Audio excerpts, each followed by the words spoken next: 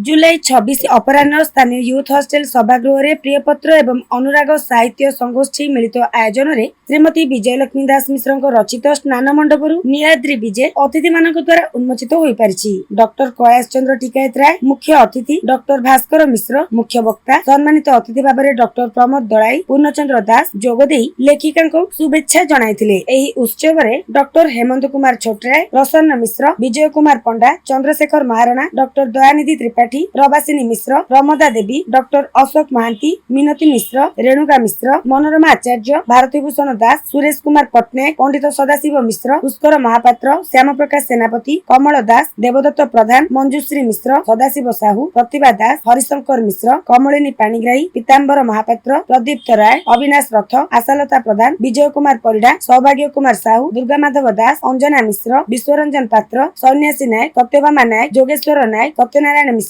अर्जुन परम गुरु प्रमुख जोगदेई लेखिका को प्रशंसा करथिले। प्रारंभ रे सदाशिव मिश्र मंगलाचरण पाठ करथिले। सर्वाणी दास अतिथि मानकु मंच को आमंत्रण करथिले। सभापतित्व करथिले शिव सुंदर मिश्र। प्रियपत्रर संपादक विपिन बिहारी दलाई पुस्तक उपरे सम्यक सूचना प्रदान करथिले। शेषरे सुश्री कृष्णा महापात्र धन्यवाद अर्पण करथिले।